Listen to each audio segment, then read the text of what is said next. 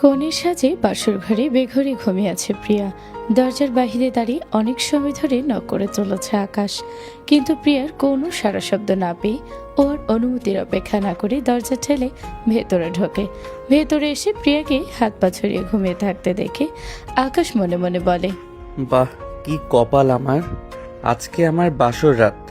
আর আমার বউ কিনা আমার জন্য অপেক্ষা না করে ঘুমিয়ে আছে। বিয়ে হলো তো হলো, এই শাকচুন্নিটার সাথেই হলো। একে তো সরুর বাড়ির মেয়ে, তার উপরে 2 বছরের সিনিয়র। এখন সব সময় ওর কথা শুনে চলতে হবে আমায়। মন চাচ্ছে ঘুমের ভিতরেই গলা টিপে দেই। এতদিন কত স্বপ্ন দেখেছি, বাসর ঘরে ঢুকে দেখব আমার বউ ঘুমটা দিয়ে বসে আছে। আমি আস্তে আস্তে তার মাথা থেকে ঘুমটা সরাবো। সে লজ্জা পেয়ে লজ্জাপতি মাছের মতো মিইয়ে যাবে। আমি ভালোবেসে তাকে বুকে জড়িয়ে নেব। আর তারপর মোরগের ডাকে আপনার ঘুমটা, স্বপ্নটা ভেঙে যাবে। এই এখন যেমন আমার কথায় গেল। আপনি জেগে আছেন আর জেগে জেগে আমার পার্সোনাল কথা শুনছেন। কি করব বলুন, শত্রুর বাড়িতে তো আর নিশ্চিন্তে ঘুমানো যায় না। কখন কোন দিক থেকে হামলা হয় বলা তো যায় না, তাই না? আর পার্সোনাল কথা যদি এমন মাইকের সাউন্ডের মতো জোরে জোরে বলেন তাহলে তো কানে আসবেই। আমার তো আর খেয়ে বসে কাজ নেই আপনার পার্সোনাল কথা লুকিয়ে শুনতে যাব। এই শুনুন, ঘুমন্ত নিরস্ত্র শত্রুর উপর আক্রমণ করার মতো কাপুরুষ না আমরা নই।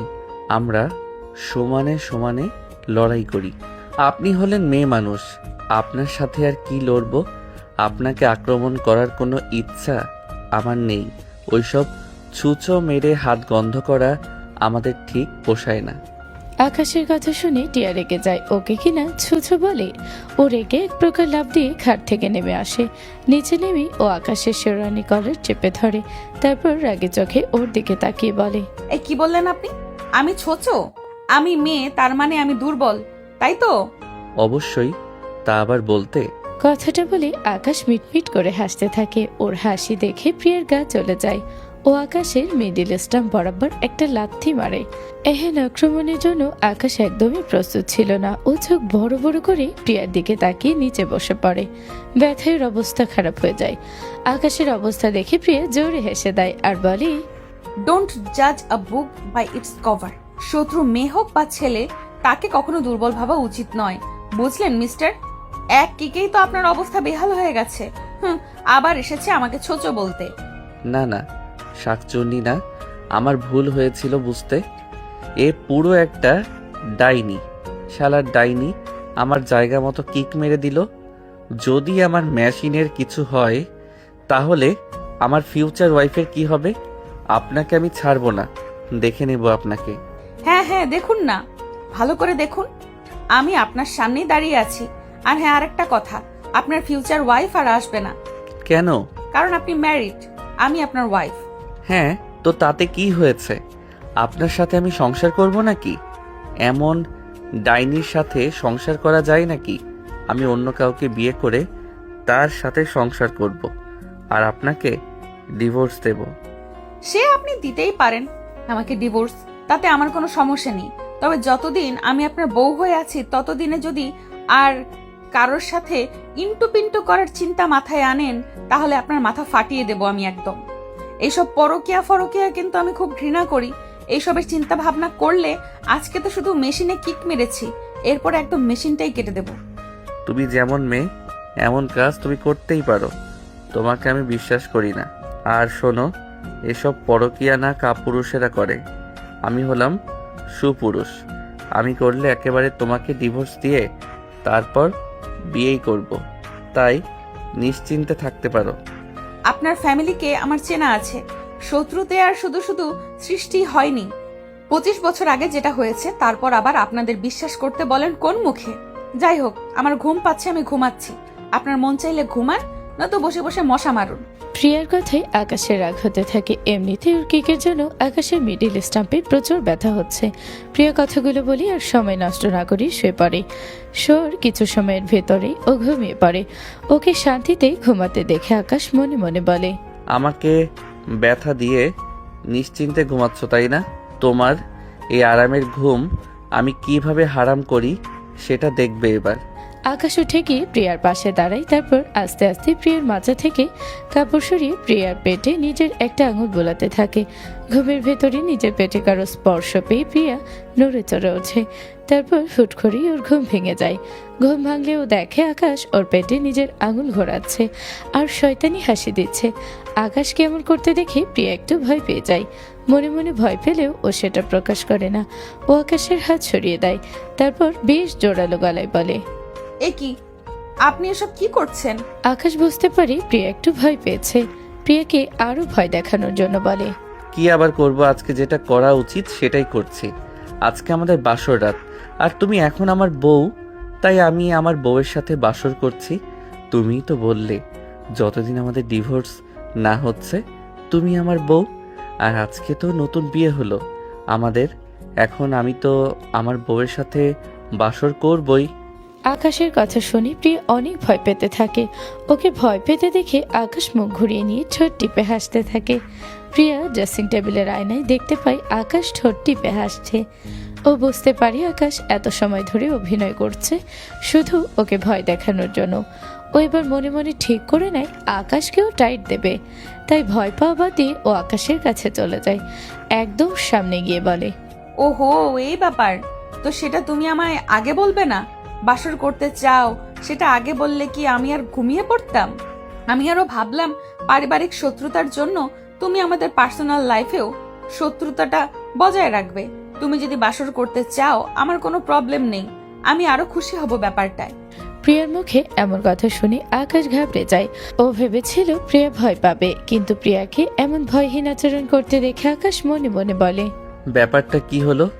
এই মেয়ে তো প্রথমে বেশ ভয় পাচ্ছিল, এখন তাহলে এসব বলছে কেন? নাকি আমার প্ল্যানে আমাকেই মাত দিতে চাচ্ছে? ব্যাপারটা একটু ক্রস চেক করে দেখা দরকার।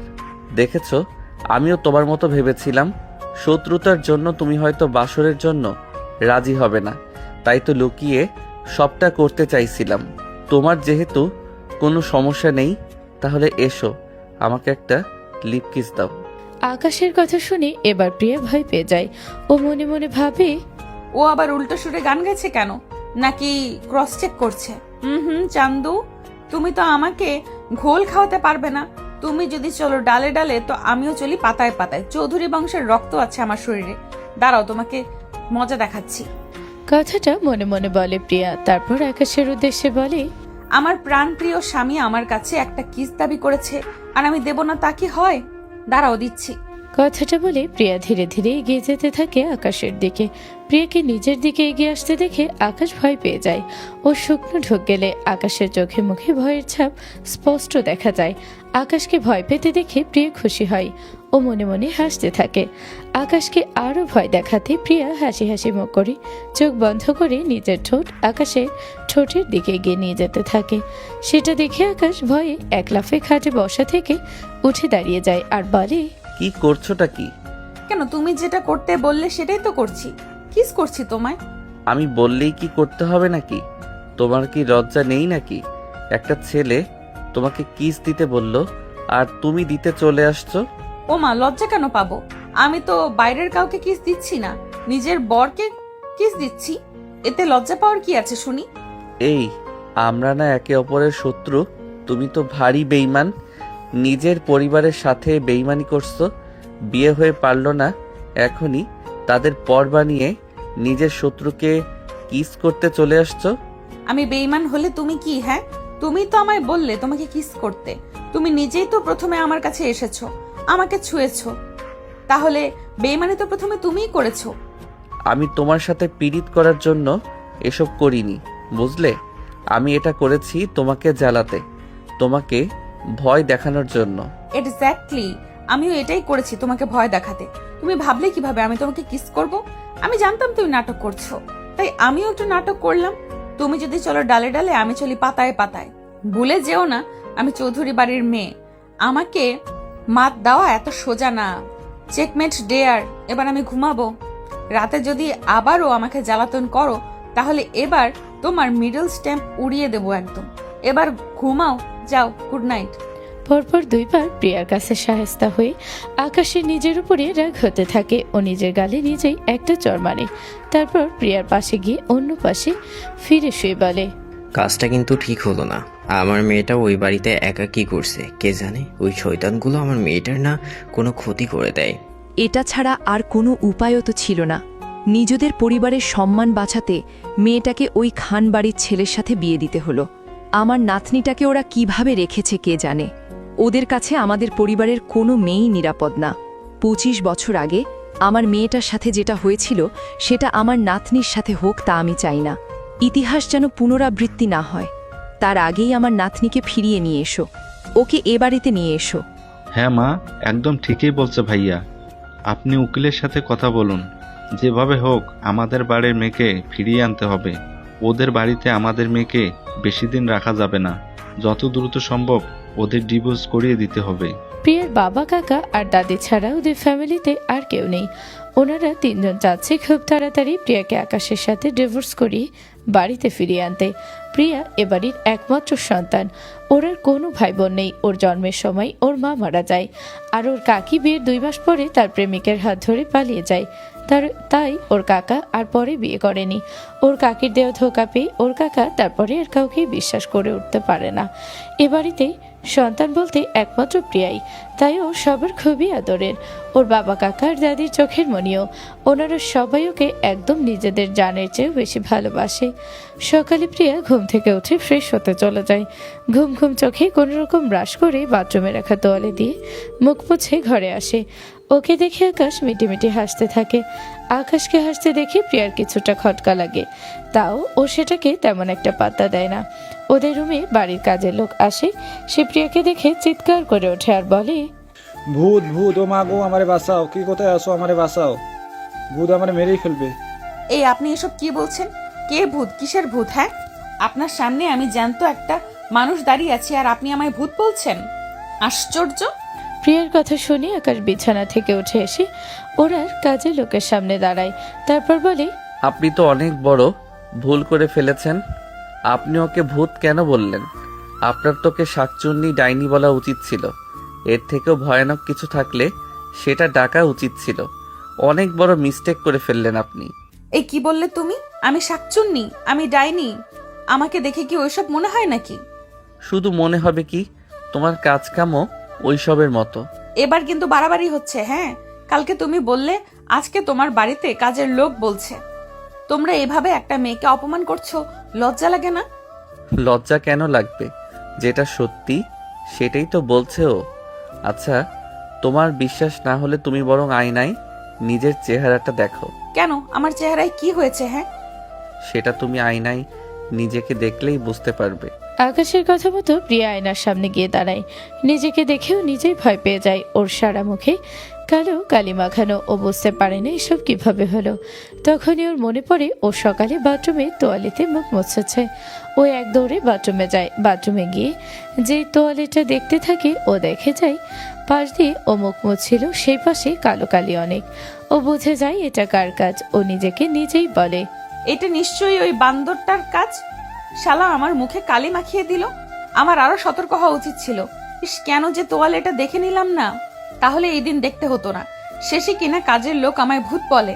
আজকে তুমি হয়তো জিতে গেলে আকাশ খান, কিন্তু এই প্রিয়া চৌধুরী তোমাকে দেখে নিবে। মিলিয়ে নিও। প্রিয়া আবারও ভালো করে মুখ ধুয়ে রুমে আসে। রুমে এসে ও আকাশের দিকে রাগি লুকে তাকিয়ে থাকে। আকাশ একদম ভাবলেশীন ভাবে তাকায়, যেন কিছু হয়নি। এই পিচ্চি, আমার খিদা লেগেছে। তো আমি কি করব? আর তুমি আমায় কি বলে ডাকলে? পিচ্চি বললে কেন? পিচ্চিকে পিচ্চি বলবো না তো আর কি বলবো, বুড়ো ভাম। Mind your language. একটা 23 বছরের ছেলেকে তোমার পিচ্চি মনে হয়? তা না, তবে তুমি তো আমার থেকে বয়সে ছোট, তাই আমার কাছে তুমি পিচ্চি। এখন এসব বকবক রাখো, আমার খিদে পেয়েছে। কিছু একটা ব্যবস্থা করো। খিদা লেগেছে? নিচে ডাইনিংয়ে যাও, গিয়ে খাও। তোমাকে আটকিয়েছে কে? তুমি খাবে না? বাবা, সূর্য আজকে কোন দিক দিয়ে উঠলো? বিয়ে হয়ে পারলো না, এখনই শত্রুর জন্য এত কনসার্ন। Concern my food. এবারের সবাই আমার শত্রু, এমনকি তুমিও। তোমার সাথে তো তাও কিছুটা সময় থেকেছি, অন্যদের সাথে তো থাকিনি। তাই সবার সামনে যেতে কেমন একটা ওয়ার্ড লাগছে। ভয় লাগছে নাকি? ভয়, তাও এই প্রিয়া চৌধুরী, এসব ভয় ফয় আমার ডিকশনারিতে নেই। তাহলে যাও নিচে। হ্যাঁ যাচ্ছি। কথাটা বলে প্রিয়া নিচে চলে যায়। ও আজকে একটা টপস জিন্স আর একটা ওড়না পরেছে। সিঁড়ি দিয়ে নামার সময় ওকে দেখে আকাশের মা আর কাকি বলা বলি করে।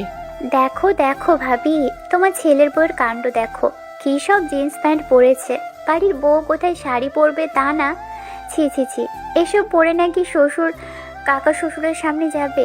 লাজ লজ্জা বলতে কিছুই নেই। হ্যাঁ, সেটাই দেখছি। অবশ্য যে বাড়ির মেয়ে, তাতে এর থেকে আর কি বা ভালো শিক্ষা পাবে? এটুকু যে পড়েছে এই তো কপাল। ও বাড়ির মেয়েদের যা সুনাম, ওর ফুফু একটা দিল গলায় দড়ি, কাকি গেল এক ছেলের সাথে পালিয়ে। সে বাড়ির মেয়ে আর কি বা ভালো হবে? আমার ছেলেটার কপাল পুড়েছে, বুঝলি? ওনারা প্রিয়াকে একবার দেখে নিজেদের মতো এসব বকবক করে যাচ্ছিল। প্রিয়া যে কখন এসে ওনাদের পাশে দাঁড়িয়েছে সেটা ওনারা দেখেনি। প্রিয়া সব কথা শুনে খুব রেগে যায়। ও বুকে হাত বেঁধে দাঁড়িয়ে এত সময় সব শুনছিল। এবার বলে, জিন্স টপ কি খারাপ পোশাক? আমি তো উপরে ওড়নাও নিয়েছি, আর এমন ভাবে নিয়েছি যাতে করে আবার শরীরের অবয়ব বোঝা না যায়। তাহলে এইসব করার মানে কি? আমাকে দেখুন তো, আমার শরীরের কোনো অংশ বেরিয়ে আছে নাকি? উল্টো আপনারা যে শাড়ি পরেছেন তাতে আপনাদের পেট থেকে কাপড় সরলেই পেট দেখা যাচ্ছে। আর আমার পরিবার সম্বন্ধে কি যেন বলছিলেন? খারাপ পরিবার এমন কিছু, তাই তো? ও বাড়ির মেয়েদের ব্যাড রেকর্ড আছে সেটা তো বলেছিলেন, তাই না? আমার ফুপির মৃত্যুর জন্য যে এই বাড়ির ছেলে দায়ী তা কি আপনারা জানেন না? আপনাদের বাড়ির ছেলের জন্য, তাকে ভালোবাসার জন্য আমার ফুপিকে নিজের জীবন দিতে হয়েছে। আপনাদের বাড়ির ছেলে আমার ফুপিকে ঠকিয়েছিল, তার সাথে প্রতারণা করেছিল। সে আমার ফুপির খুনি। আর একটা কথা শুনুন, আমার কাকিও না ও বাড়ির মেয়ে নয়। ওনার শরীরে চৌধুরী বংশের রক্ত বইছে না। যদি তেমন হতো উনি পালিয়ে যেতেন না। উনি আমার কাকাইকে ঠকিয়েছে, আমার কাকাইয়ের সাথে প্রতারণা করে চলে গেছে। সেটা ওনার সমস্যা, আমাদের পরিবারের না। দেখো গিয়ে, তোমার কাকাইয়ের হয়তো কোনো সমস্যা আছে, তাই তোমার কাকি অন্য ছেলের সাথে পালিয়ে গেছে। মুখ সামলে কথা বলুন, একদম মুখ সামলে। আপনি কি বলছেন? কাকে বলছেন? তাকে ভুলে গেছেন? বুদ্ধি শুদ্ধি কি লোপ পেয়েছে আপনার? আমি আপনার মেয়ের বয়সী একটা মেয়ে, তার সামনে আপনি বলছেন আপনার কাকার ফিজিক্যাল সমস্যা আছে? মানে মুখে একটুও বাধে না এসব বলতে? এখন বোঝা যাচ্ছে কোন ফ্যামিলির শিক্ষা আসলে কেমন। আপনাদের বাড়ির ছেলে যেমন আমার ফুপিকে ঠকিয়ে অন্য মেয়ের সাথে সম্পর্কে জড়িয়েছিল, তেমন আমার কাকিও আমার কাকাকে ঠকিয়ে অন্য ছেলের সাথে সম্পর্কে জড়ায়। এই দুইটা ঘটনায় না তো আমার ফুপির দোষ ছিল, না তো আমার কাকার। তারপরও সবাই ওদের দোষ দিয়ে যায়। আপনারা দুজন এত সময় ধরে আমার পরিবারের নামে অনেক বাজে কথা বলেছেন, আমি সবটা শুনেছি। কিন্তু এরপর থেকে আমি যেন আমার পরিবারের নামে একটাও বাজে কথা না শুনি, তাহলে কিন্তু আমি কাউকে ছেড়ে কথা বলবো না, বলে দিলাম। এই মেয়ে, মুখে লাগাম দাও একদম। আমরা তোমার বড়, বড়দের কিভাবে সম্মান করতে হয় জানো না? বড়রা যদি সম্মান পাওয়ার মতো কাজ করে তাহলে তো সম্মান করি, কিন্তু আমার মনে হয় না আপনারা সম্মান পাওয়ার যোগ্য। আগে সেই যোগ্যতা অর্জন করুন, তারপর ঠিকই সম্মান করব আপনাদের। ও ভাবি, এই মেয়ের ভাষা দেখেছো? তোমার সাথে কেমন ব্যবহার করছে দেখেছো? আমার ব্যবহার এমনই, যে যেমন আমি তার সাথে তেমন ব্যবহারই করি। বাদ দে ছোট, মেয়েদের শিক্ষা বলেও একটা ব্যাপার থাকে। এই মেয়ে ছোট থেকে সেই শিক্ষাটা পায়নি, এখন আর এসব বলে লাভ নেই। ওকে ওর মতো ছেড়ে দে। এসেছে তো আমাদের অন্ন ধ্বংস করতে, গান্ডে পিণ্ডে গিলতে, সেটা গিলতে দে। এই মেয়ে, এখানে খাবার আছে, গেল আর গিলে বিদায় হও। হ্যাঁ, আমার শিক্ষা খারাপ আর আপনাদের খুব ভালো, তাই তো একজনকে খাওয়া নিয়ে এসব বলছেন। আমি আপনাদের অন্ন ধ্বংস করতে এসেছি কেন? হ্যাঁ, আমার বাবার টাকা পয়সা কি কম আছে যে আমাকে খাওয়াতে পারবে না? আমাকে আপনাদের গান্ডে পিণ্ডে গিলাতে হবে? প্রিয়া না খেয়ে ঘরে চলে আসে। ও চোখ মুখ কালো করে গিয়ে ধপ করে খাটে বসে পড়ে। আকাশ ডিভানে বসে ল্যাপটপে কাজ করছিল। প্রিয়াকে এভাবে বসতে দেখে ও আর চোখে একবার প্রিয়ার দিকে তাকায়, তারপর বলে, কি হলো, খাওয়া শেষ? খাবো না আমি, এই বাড়ির এক ফোঁটা পানিও খাবো না। খাওয়া নিয়ে যেখানে খোঁটা শুনতে হয় সেখানে খাবার আমি খাবো না। আমি আমার বাবাকে কল করে বলবো আমার জন্য খাবার পাঠাতে। আর হ্যাঁ, আরেকটা কথা, এই ব্যাপারটা না আমি সোশ্যাল মিডিয়াতে প্রচার করব। তোমরা যে বাড়ির বউকে খাওয়া নিয়ে খোঁটা দাও সেটা সবাই জানবে এবার। খাওয়ার খোটা আবার কে দিল তোমায়? তোমার মা দিয়েছে, বলেছে আমি নাকি এই বাড়িতে অন্ন ধ্বংস করতে এসেছি, আমি চৌধুরী বাড়ির মেয়ে, অন্ন ধ্বংস করব। আবার বলে গান্ডে পিণ্ডে গিলতে এসেছি। কেন, আমার বাবার কি টাকার অভাব আছে যে তোমাদের অন্ন ধ্বংস করতে তোমাকে বিয়ে করতে হবে? আর আমি কি তোমাকে ইচ্ছে করে বিয়ে করেছি নাকি? সবাই কেন ভুলে যায় বলো তো? এটা একটা সমঝোতা ছাড়া আর কিছুই না। কোন কুক্ষণে যে সাজেকে ঘুরতে গেছিলাম, না তো ঘুরতে যেতাম আর না তো কেস খেতাম, আর তোমায় বিয়ে করতে হতো। কথাটা বলে আকাশ রুম থেকে বেরিয়ে যায় আর প্রিয়া বসে বসে সেদিনের ঘটনা ভাবতে থাকে, যে ঘটনার জন্য আজকে ওদের বিয়ে করতে হয়েছে। অতীত। আকাশ শীতের ছুটি কাটাতে ওর বন্ধুদের সাথে সাজেকে ঘুরতে যায়। প্রিয়া ভার্সিটি থেকে সাজেকে যায় পিকনিকে। ওরা একে অপরকে দেখতে পায় না। একই রিসোর্টে ওরা ওঠে। সেদিন রাতে রিসোর্টে ডাকাতের হামলা হয়।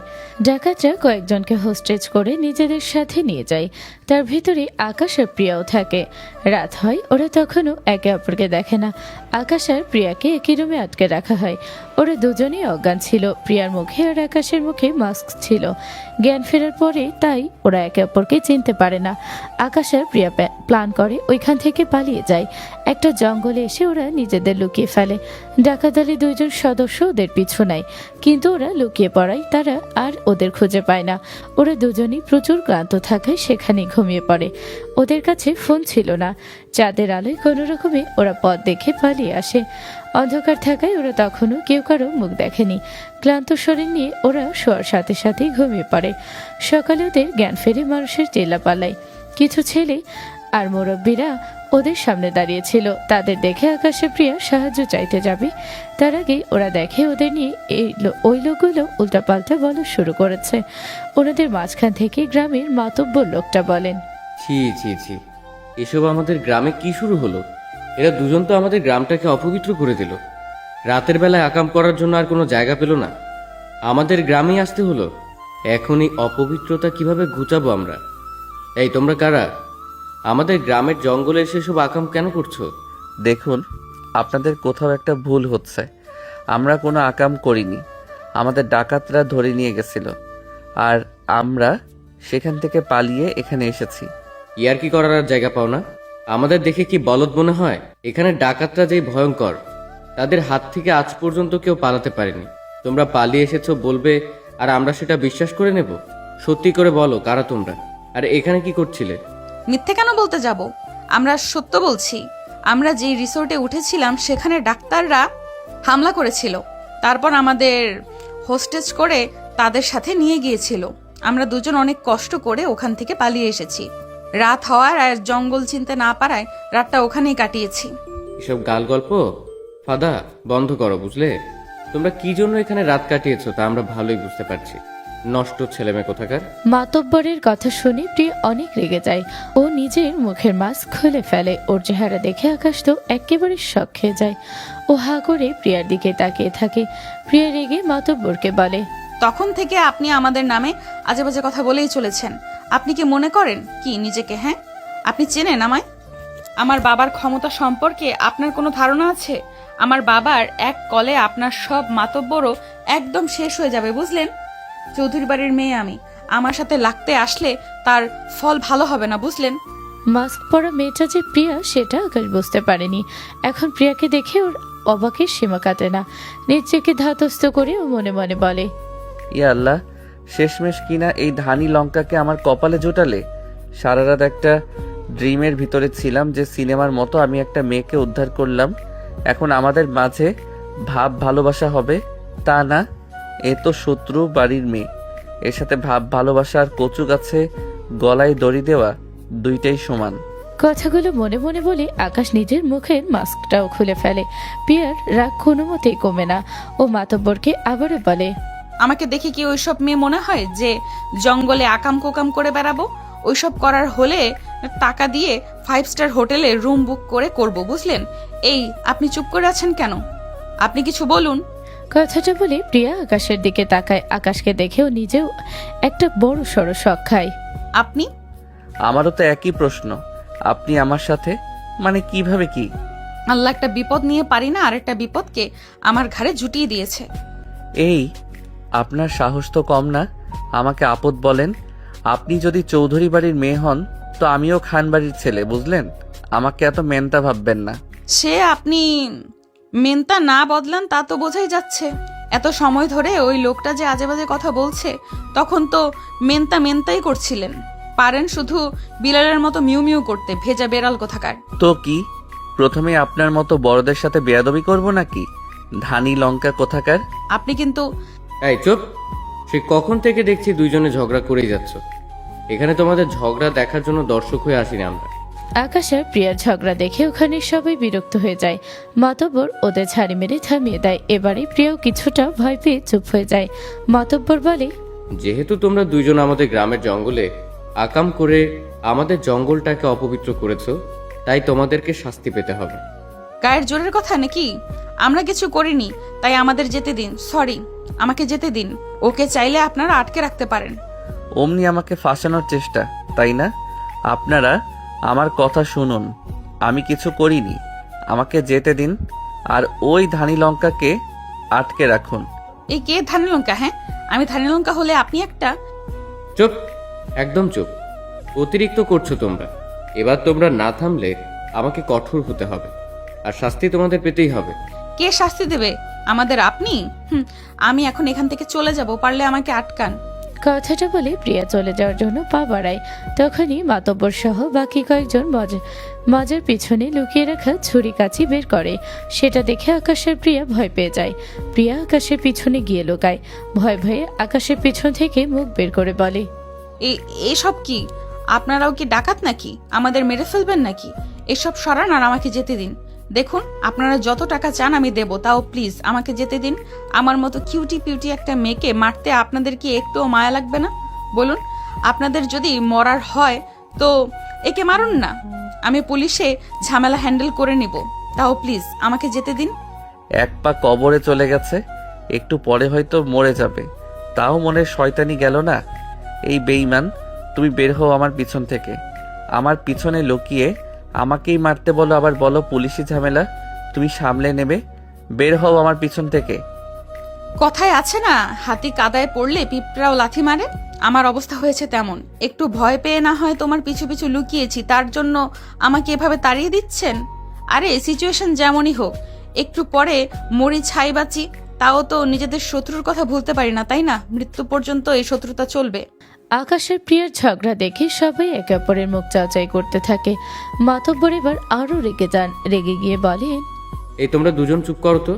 আর একটা কথা বললে তোদের একদম এই দা দিয়ে কোপ দেব। না না, এরাই তা চুপ হবে না। এই হালিম, ওদের দুজনের হাত পা মুখ বাঁধত, বিশেষ করে মুখ বাঁধ, শক্ত করে বাঁধিস। জি উস্তাদ। মাতব্বরের কথা মতো হালিম ওদের দুজনের মুখ বেঁধে দেয়, সাথে হাতও বেঁধে দেয়। তারপর ওদেরকে জোর করে নিজেদের গ্রামে নিয়ে যায়। সেখানে নিয়ে ওদেরকে জোর করে বিয়ে দিয়ে দেওয়া হয়।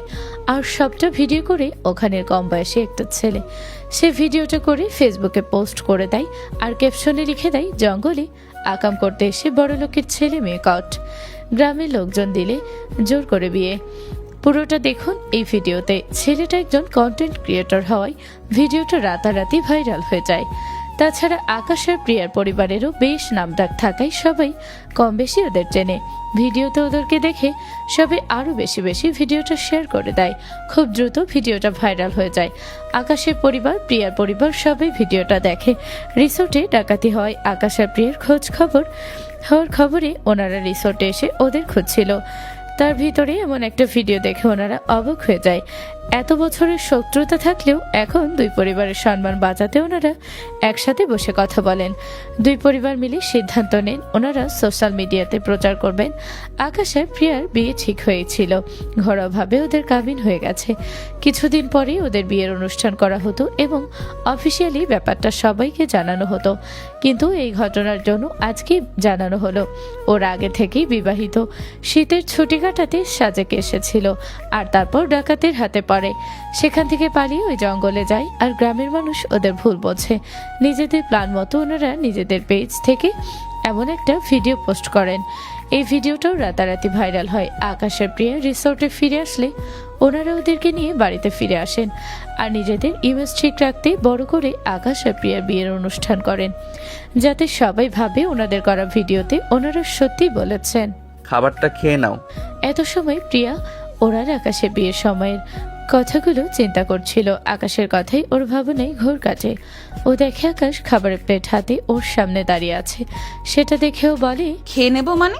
এই প্লেটে খাবার নিয়ে এসেছি, খেয়ে নাও। তুমি খাবার কেন এনেছো? তুমি খাবে তাই। দরদ একেবারে উতলে উঠছে।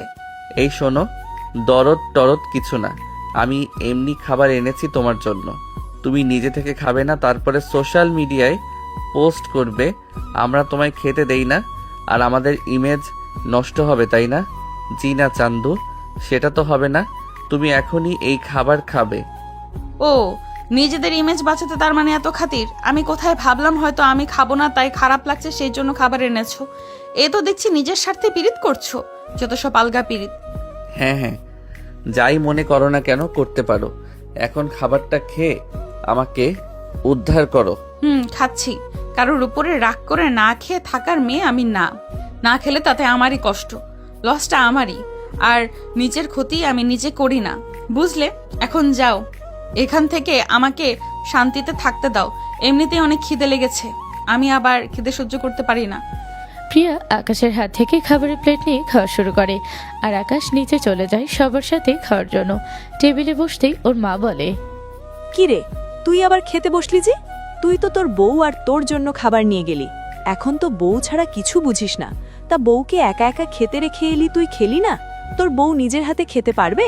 যা যা, ওকে খাইয়ে দিয়ে আয়। আকাশ, তোমার মা এসব কি বলছে? তুমি ওই মেয়ের প্রতি দুর্বল হয়ে পড়ছো নাকি? ওর জন্য খাবার নিয়ে যাচ্ছ, ব্যাপার কি? হ্যাঁ, ব্যাপারটা আমি তোমাকে বলছি। সকালে ওই মেয়ে আমার সাথে এসে বেয়াদবি করেছে, তাই আমিও ওকে দুটো কথা শুনিয়েছি। তারপরে নবাবজাদির রেগে মেগে ঘরে চলে গেছে, বলে গেছে এই বাড়ির খাবার খাবে না। আর তারপর তেমার ছেলে এসে তার বউয়ের জন্য প্লেটে করে খাবার নিয়ে গেছে। একদিনেই বউয়ের লেজ ধরে ঘুরছে। এইসব আমি কি শুনছি? তুমি ওই মেয়ের সঙ্গে এত আদর আপ্যায়ন কেন করছো? তুমি কি ভুলে গেছো ও আমাদের শত্রু বাড়ির মেয়ে? আরে তোমরা আমাকে কথা বলার সুযোগ তো দেবে নাকি? আমার খুব ভালো করেই মনে আছে ও আমাদের শত্রু। যদি মনে থেকেই থাকে তাহলে ওর প্রতি এত দরদ কোথা থেকে তোমার আসে? আরে কাকা, ওসব দরদ ফরদ কিছুই না। ওই মেয়ে না খেয়ে যে ঘরে গেছে, ও আমাকে কি বলেছে জানো? বলেছে ও সোশ্যাল মিডিয়ায় লাইভ করবে আর বলবে আমরা ওকে খাবার খোটা দিয়েছি, ওকে খেতে দিচ্ছি না, বধূ নির্যাতন করছি। একবার ভাবো, যদি ও এমনটা করে তাহলে আমাদের ইমেজটা কি হবে? তাই ও যাতে এমন কিছু না করে সেজন্য খাবারটা নিয়ে গেছিলাম। না হলে আমাকে কি পাগলা কুত্তায় কামড়িয়েছে নাকি ওই ডাইনিকে খাবার নিয়ে খেতে দেব? ও আচ্ছা, আমি জানতাম আমার ছেলে এমন কিছুই করতে পারে না। ও কখনো ওই মেয়েকে মেনে নেবে না। আহারে, আমার সোনা ছেলেটা আমাদের সম্মান বাঁচাতে ওই মেয়ের কাছে নিচু হলো, আর আমি কিনা এত সময় আমার ছেলেটাকে কত কথা শোনালাম। সরি আকাশ, মা তোমাকে ভুল বুঝেছি এত সময়। হ্যাঁ হ্যাঁ ঠিক আছে, এখন আমাকে খেতে দাও তো, অনেক খিদা লেগেছে। আকাশ সবাইকে ব্যাপারটা বুঝিয়ে বলে খাবার খেতে থাকে। এটা কি হলো? তোমার পাঠানো ডাকাতগুলো আকাশকে মারতে কেন পারলো না? ওদের তো বলা হয়েছিল আকাশকে যেন মেরে ফেলে, তাহলে ওরা মারলো না কেন? আরে আমি কি করব বলো তো? ওরা তো ঠিকঠাকভাবে আকাশকে তুলে নিয়ে গেছিল, কিন্তু ও যে পালিয়ে যাবে সেটা কি ওরা বুঝতে পেরেছিল নাকি? সে না হয় বুঝলাম, কিন্তু ওখানে প্রিয়া কি করতে গিয়েছিল? আমাদের প্ল্যানে তো কোথাও প্রিয়াকে কিডন্যাপ করার কথা ছিল না। আরে প্রিয়া নাকি ভার্সিটি থেকে পিকনিকে গেছিল, আমি তো জানতাম না ও ওখানে যাবে। জানলে তো প্ল্যান ক্যান্সেল করতাম। ও ওখানে গেছে ঠিক আছে, কিন্তু তোমার হায়কার করা ডাকাতেরা ওকে কেন তুলে নিয়ে গেল? ওরা কি জানতো নাকি প্রিয়া আমার বোনের মেয়ে? ওদের তো বলা হয়েছিল আকাশকে যেন একা না তুলে নেয়, ওর সাথে যেন আরও কয়েকজনকে ধরে নিয়ে যায়, যাতে করে সবাই এটা ভাবে যে এটা একটা ডাকাতি। কেউ যেন না বুঝতে পারে এটা শুধুমাত্র আকাশকে খুন করার জন্য করা একটা প্ল্যান। ওরা তাই আকাশের সাথে আরও কয়েকজন ছেলে মেয়েকে তুলে নিয়ে যায়, কিন্তু দুর্ভাগ্যজনকভাবে তাদের ভিতরে প্রিয়াও ছিল। আর তারপরে কাহিনী তো তুমি জানোই। হ্যাঁ শুনেছি সবটা। কোথায় ডাকলাম আকাশকে মেরে ফেলবো, আমার ছেলে হবে এই বাড়ির ব্যবসার একমাত্র উত্তরাধিকার, তা না, ও বেঁচে গেল। ও মারা গেল, ওর মৃত্যুর জন্য খুব সহজে চৌধুরী পরিবারকে ফাঁসানো যেত। সবাই ভাবতো পুরনো ঝামেলার জের ধরে চৌধুরীরা আকাশকে মেরেছে, তাহলে ওদের পুরনো শত্রুতা আরও মাথাচাড়া দিয়ে উঠত। কিন্তু সেটা না হয়ে এখন দুই পরিবারের ছেলে মেয়ে বিয়ে হয়ে গেল, একবার ভাবা তো, যদি ওরা দুজন একই বিয়েতে মেনে নিত আর তারপর একে অপরকে ভালোবেসে ফেলে, তখন তো আর ওদের ডিভোর্স হবে না। ওদের ডিভোর্স না হলে আস্তে আস্তে দুই পরিবারও ওদের সম্পর্কটাকে মেনে নেবে। তখন তো দুই পরিবারের মাঝে সব কিছু ঠিক হয়ে যাবে। তাহলে তো আমাদের 25 বছর আগে করা সেই ষড়যন্ত্র, সেই খুনের আর কোনো ফায়দাই থাকলো না। হ্যাঁ সেটাই। প্রিয়ার ফুপু আর ফুপা মানে আকাশের কাকার মৃত্যুর পিছনে যে আমরা দায়ী, সেটাও সামনে চলে আসতে পারে। তাই যেভাবে হয় ওদের সম্পর্কটাকে ভাঙতে হবে, ওদের ডিভোর্স করাতেই হবে। এত সময় আকাশের ফোপা আর প্রিয়ার খালা কথা বলছিল। ওনারা দুইজন শত্রু পরিবারে হলেও আসলে ওনাদের মাঝে একটা সম্পর্ক আছে। ওনারা দুইজন মিলে চৌধুরী আর খান পরিবারের বিরুদ্ধে ষড়যন্ত্র করে চলছে সেই 25 বছর আগে থেকে। হ্যালো প্রিয়া, কেমন আছো তুমি মামুনি? ওই শয়তানগুলোর ভিড়ে কিভাবে আছো? ওরা তোমাকে কোনো রকম ক্ষতি করার চেষ্টা করেনি তো? ধুর, তুমি যে কি বলো না, আমি একদম ফিট অ্যান্ড ফাইন আছি। এবারে সবার সাথে এখনো দেখা হয়নি। যাদের সাথে হয়েছে তারা একটু কেমন কেমন, তবে আমিও তাদের বুঝিয়ে দিয়েছি যে আমি চৌধুরী বাড়ির মেয়ে, আমার সাথে লাগতে আসলে আমি তাকে ছেড়ে দেই না। গুড জব প্রিন্সেস, ওদের একদম ছাড় দেবে না বুঝলে? ওরা আমাদের শত্রুপক্ষ। যাই হয়ে যাক, ওদের কোনোভাবে জিততে দেব না। ওরা যেন সব সময় আমাদের কাছে হেরেই থাকে, সেই খেয়াল রাখবে। আরে তুমি যে কি বলো না, তুমি কি তোমার মেয়েকে চেনো না নাকি? চাপ লেনে কা নেহি দেনে কা হ্যায়। ওদের এমন হাল করব না, চৌধুরীদের নাম শুনেও লেজ গুটিয়ে পালাবে। আচ্ছা ঠিক আছে, তুমি এখন ফ্রেশ হয়ে নাও, অনেক বেলা হয়েছে। আর সব সময় চোখ কান খোলা রাখবে, ভুলেও যেন ওদের কাছে ধরা দেবে না। সাবধানে থেকো মা। আমি একদম সাবধানেই আছি, ওরা আমার কিছুই করতে পারবে না, তুমি টেনশন নিও না তো। মিস ইউ বাবা। আমিও তোমাকে অনেক মিস করছি মা, কিন্তু কিছু করার নেই। কালকে বউ ভাত, এরপরেই তোমাকে আর আকাশকে বাড়িতে নিয়ে আসবো। এবার আসার পরে তুমি অনেক দিন থেকে যেও। আমি একা আসলে হয় না, আবার লেজে বাঁধিয়ে ওই হনুমানটাকে আনবো কি করতে? না হয় না মা, ওকে আনতে হবে। তোমাদের বউ ভাত, তারপর আমাদের বাসায় আসা সবটা মিডিয়ায় প্রচার হবে। এখন তোমাদের একটু নাটক করতে হবে। শুধু তুমি একা আসলে একটা স্ক্যান্ডেল হতে পারে।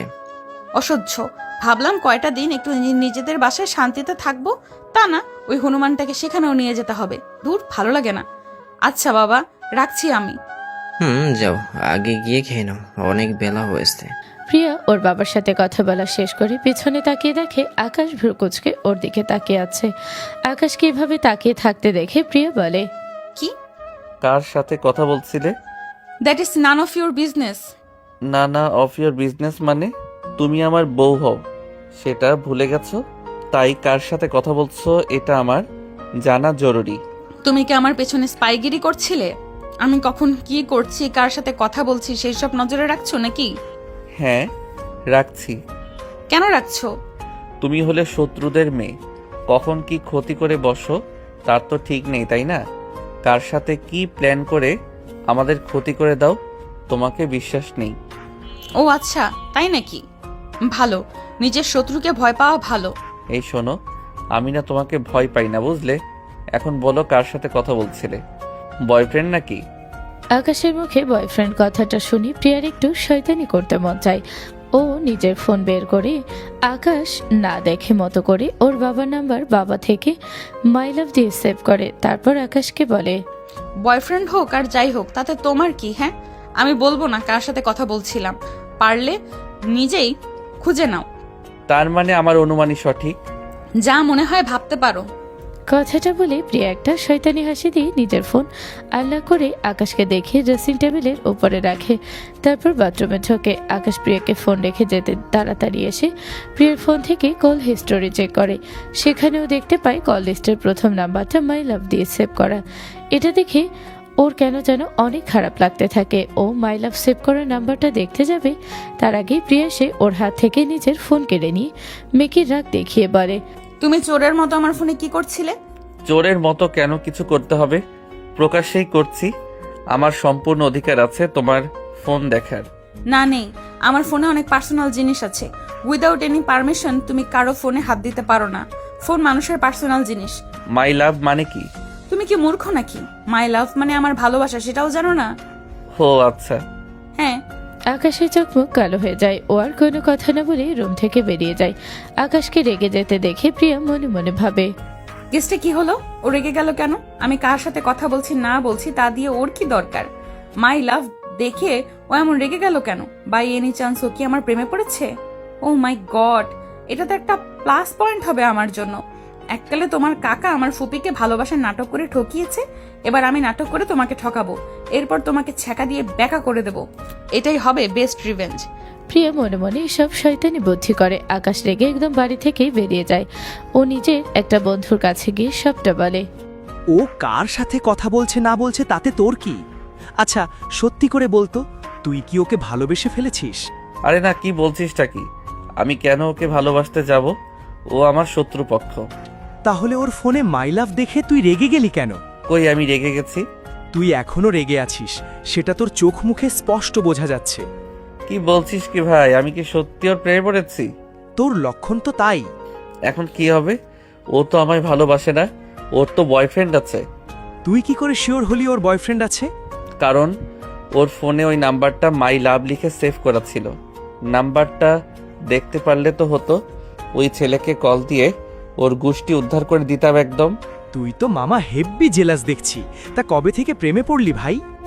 জানি না, তবে সেদিন যখন গ্রামের লোকগুলো আমাদের বিয়ে দিল, তারপর থেকেই ওর জন্য কেমন একটা যেন ফিল করতে পারি। সেদিন যখন ও না খেয়ে থাকলো, আমার খুব খারাপ লাগছিল। ও সোশ্যাল মিডিয়াতে উল্টাপাল্টা বলবে সেজন্য না, ও না খেয়ে থাকবে সেটা ভেবে খারাপ লাগছিল। তাই ওর জন্য খাবার নিয়ে গেছিলাম। আর আজকে যখন ওর ফোনে মাই লাভ লেখা নাম্বার দেখলাম, তখন বুকের ভিতরে কেমন যেন করছিল। মনে হচ্ছিল বুকটা কেমন ফাঁকা হয়ে যাচ্ছে। প্রচুর রাগ হচ্ছিল। তুমি ফেসে গেছো মামা, ইউ আর ইন লাভ। তুমি তোমার শত্রুর প্রেমে পড়ে গেছো। কিন্তু এখন কি হবে? ওর তো বয়ফ্রেন্ড আছে। আগে তুই খোঁজ নে ওর বয়ফ্রেন্ডটাকে, তারপর ওই সালার একটা ব্যবস্থা করে ফেলবো। তুই চিন্তা করিস না, যেভাবে পারিস ওই সালাকে খুঁজে বের কর। আচ্ছা ঠিক আছে, থাক, আমি আসছি। কথাটা বলে আকাশ ওর বন্ধুর বাসা থেকে চলে আসে। এদিকে আকাশের ফুপ্পা ওর প্রিয়ার খালা একটা ক্যাফেতে দেখা করে। তুমি কিছু ভেবেছো কিভাবে এই দুই পরিবারের ভেতরে ঝামেলা বাঁধিয়ে দেওয়া যায়? হ্যাঁ, আমার কাছে একটা প্ল্যান আছে। তোমাকে প্ল্যানটা কার্যকর করতে হবে। কি প্ল্যান? শোনো, কালকে তো ওদের বউ ভাতের অনুষ্ঠান বাড়ির হলরুমে হবে।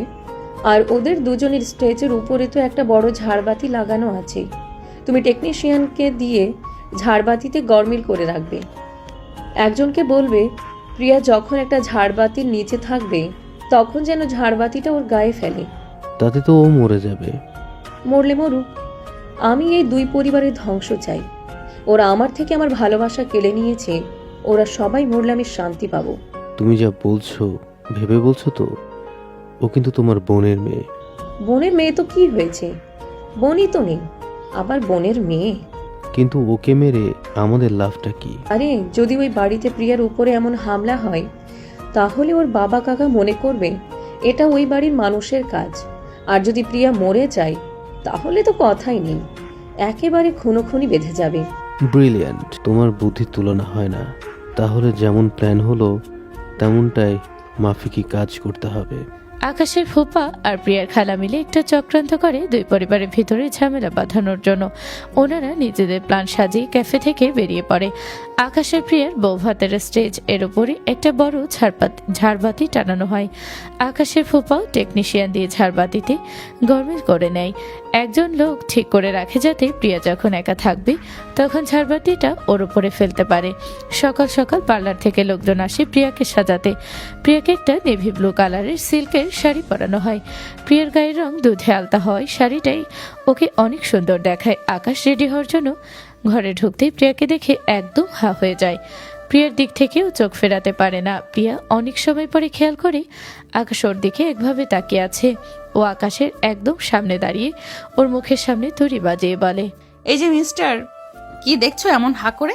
আচ্ছা আমাকে কেমন লাগছে বলো তো? আকাশের ঘোর কেটে যায়। ওর মনে পড়ে যায় ও প্রিয়ার ফোনে মাই লাভ লেখা নাম্বার দেখেছিল। ও প্রিয়ার প্রশ্নের কেন উত্তর না দিয়ে ও ওকে পাশ কাটিয়ে সেখান থেকে সরে গিয়ে আলমারি থেকে নিজের কাপড় বের করতে থাকে পরার জন্য। আকাশকে এভাবে নিজেকে ইগনোর করতে দেখে প্রিয়া খুব রেগে যায়। ও আবারও আকাশের সামনে এসে ওকে জিজ্ঞেস করে ওকে কেমন লাগছে। এবারেও আকাশ ওকে এড়িয়ে যায়। ও আলমারি থেকে নিজের একটা স্যুট বের করে পরার জন্য। আকাশের এমন ব্যবহার দেখে প্রিয়া অনেক রেগে যায়। রেগে গিয়ে ও আকাশের হাত থেকে ওর স্যুটটা টেনে নিয়ে খাটের উপর ফেলে দেয়।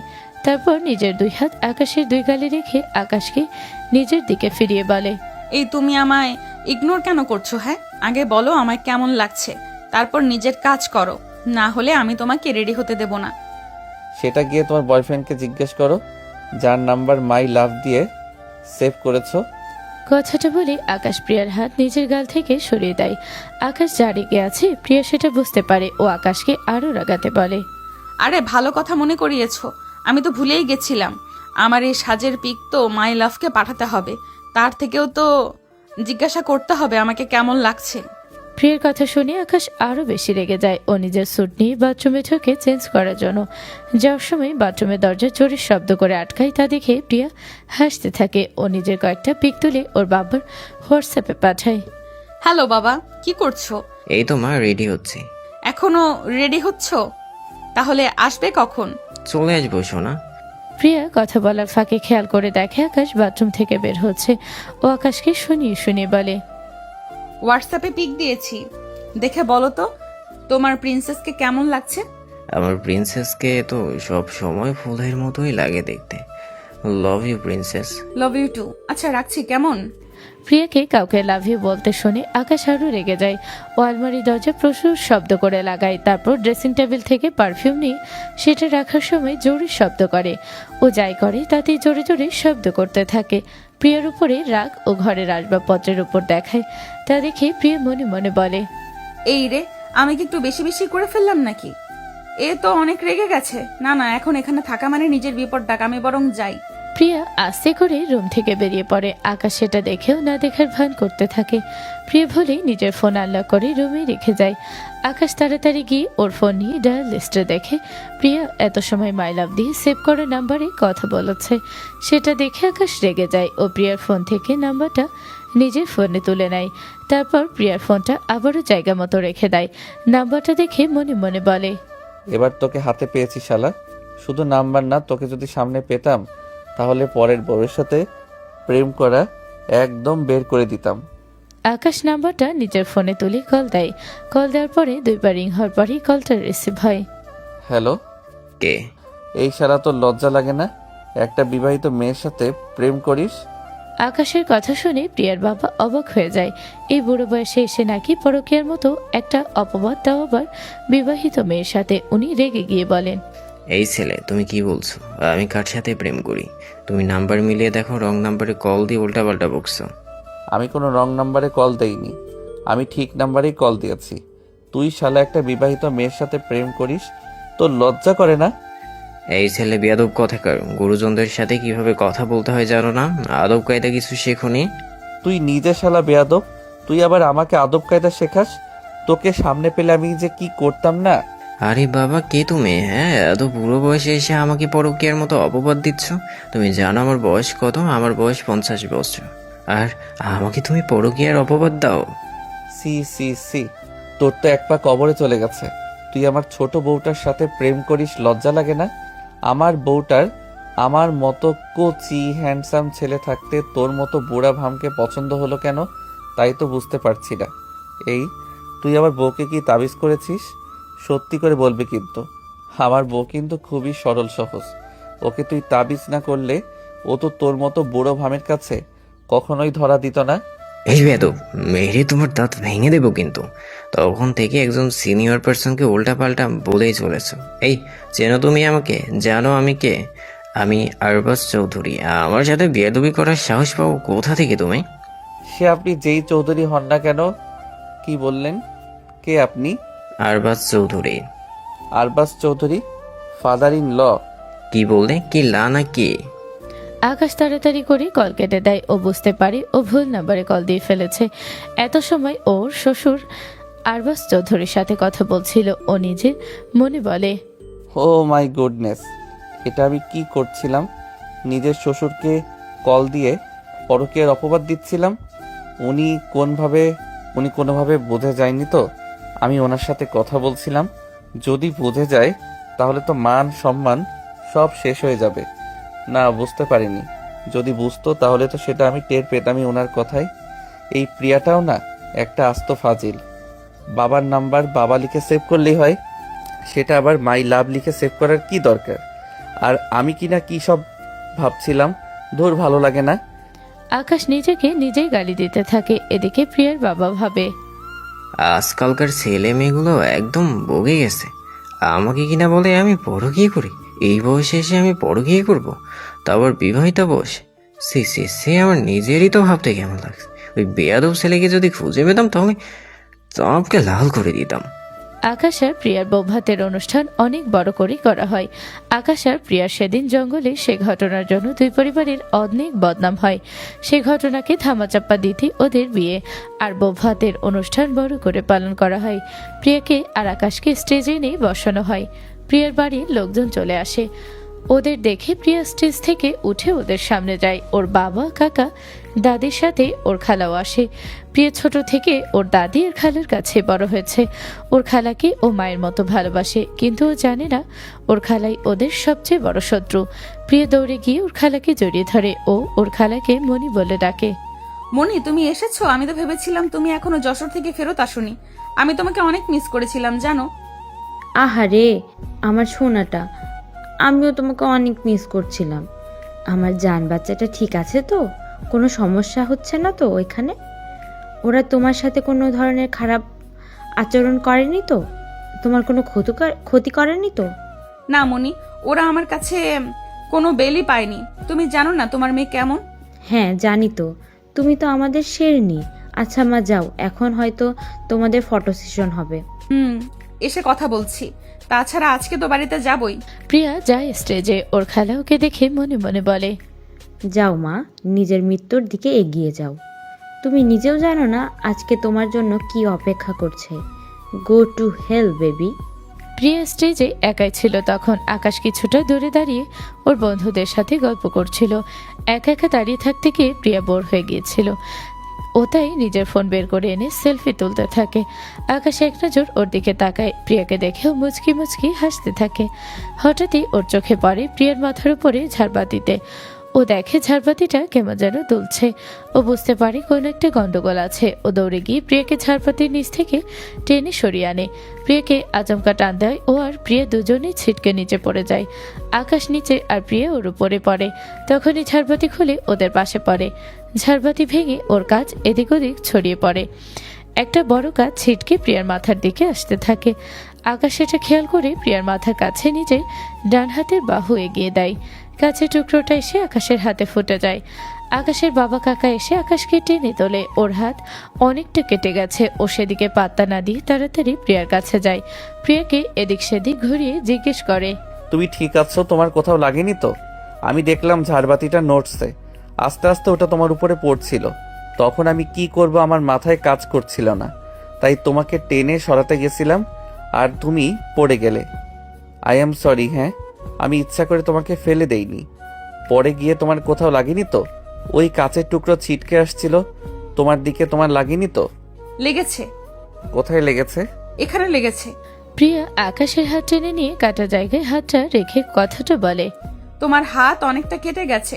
তুমি আগে চলো, এখানে ব্যান্ডেজ করতে হবে। এতে কিছু হবে না। তুমি আগে বলো তোমার কোথাও লেগেছে কিনা। তুমি ঠিক আছো? আমি একদম ঠিক আছি। তুমি প্লিজ আগে চলো। দাঁড়াও প্রিয়া, তুমি ওর সাথে যাবে না। যাব না মানে? কেন যাব না মনি? কেন যাবে না এখনো বুঝতে পারছো না? একটু আগে তোমার সাথে যে ঘটনাটা হলো সেটা কি নিছকই কাকতালীয়? আমার তো মনে হচ্ছে এটা একটা ইচ্ছা করে ঘটানো ষড়যন্ত্র। এই বাড়ির লোকেরা তো আমাদের শত্রু। ওরা আমাদের শত্রু মনে করে। বা শত্রুর বাড়ির মেয়েকে একা পেয়ে ওরা কি এমনি এমনি ছেড়ে দিবে নাকি? ওরা ইচ্ছা করে এই ঘটনা ঘটিয়েছে। ওরা ইচ্ছা করে তোমার উপরে হামলা চালিয়েছে, তোমাকে মারার চেষ্টা করেছে। কি বলছেনটা কি আপনি? হতে পারে আমাদের একটা পারিবারিক শত্রুতা আছে, তার মানে এই না যে আমরা ওকে মেরে ফেলতে চাইব। আমরা এতটাও খারাপ না যে কারো প্রাণ নেব। এতদিন তো আমাদের মেয়ের কোনো ক্ষতি হয়নি? তোমাদের বাসায় আসার পরই কেন ওর উপরে এত বড় বিপদ আসলো? শত্রুতা আমাদের বড়দের সাথে, তার জন্য আমাদের এই ছোট্ট মেয়ের উপরে এমন প্রাণঘাতী হামলার মানে কি? দুলাভাই, আমি আপনাকে বলছি, শুনুন, ওরা ইচ্ছে করে এই হামলা করিয়েছে। আমাদের মেয়েকে আটটাকে প্রাণে মারতে চেয়েছে। হ্যাঁ, আমারও তাই মনে হচ্ছে। ওই খানেরাই তো এমনই। 25 বছর আগে আমার বোনটাকে মারলো, এখন আমার মেয়েটাকে মারতে চাইছে। দেখুন, আপনারা কিন্তু এবার বাড়াবাড়ি করছেন। আমরা খুনি না। 25 বছর আগে আপনার বোন নিজে আত্মহত্যা করেছিল, আমরা মারিনি ওকে। খুনি তো হলেন আপনারা, তাই তো আমার ভাইটাকে মেরে ফেললেন। প্রিয়ের খালা দেখেন ওরা 25 বছর আগের ঘটনা নিয়ে ঝগড়া করছে। উনি মনে মনে বলেন, না না, এদের থামাতে হবে। এরা যদি এখন ওই পুরনো কাসুন্দি ঘাটতে যায় তাহলে বুঝে যাবে প্রিয়ার ফুপির আত্মহত্যা আর ওর ফুপার মৃত্যুর জন্য আমরা দায়ী।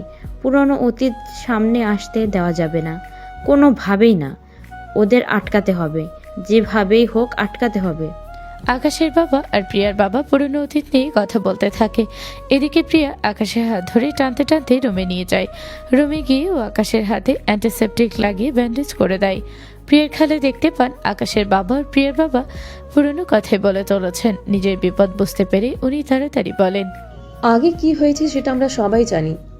দুলাভাই, আপনি কিছু একটা সিদ্ধান্ত নিন। আমাদের মেয়েটাকে এ বাড়িতে রাখাটা আর নিরাপদ নয়। ওর জন্য সবসময় বিপদ ওত পেতে আছে। আজকে দেখলেন তো এরা কিভাবে ওর উপর ঝাড়বাতি ফেলে ওকে মারতে চাইলো। আমার মনে হয় ওরা পুরনো শত্রুতাকে আবার জাগিয়ে তুলতে চাইছে, সেই জন্যই আমাদের মেয়েকে মেরে ফেলতে চাইছিল। প্রিয়া আকাশকে নিয়ে হলরুমে এসে দেখে ওর আর আকাশের বাবা তর্ক করছে। হলরুমে দরজার কাছে তখন সাংবাদিকের লোকেরা এসে ভিড় করেছে। ওনারা ভিতরে ঢুকতে চাইছিলেন ভিতরে কি হয়েছে সেটা জানার জন্য। প্রিয়া নিচে এসে ওর বাবা আর শ্বশুরের ঝামেলা দেখে চিৎকার করে বলে, স্টপ! কি হচ্ছেটা কি? তোমরা করছোটা কি? ভুলে গেছো এটা পাবলিক প্লেস। এখানে প্রেস মিডিয়ার লোকজন আছে। আমার উপর ঝাড়বাতি পড়তে গেছিল, পরে তো নি। তাহলে সেটা নিয়ে তো মাতামাতির কি আছে? বুঝলাম না। এটা নিয়ে মাতামাতি করার কিছু নেই। মানে কি? ওরা ইচ্ছে করে সবটা করেছে, তোমাকে মেরে ফেলতে চেয়েছে, আর তুমি বলছো মাতামাতির কিছু নেই? Are you out of mind? No, I am not.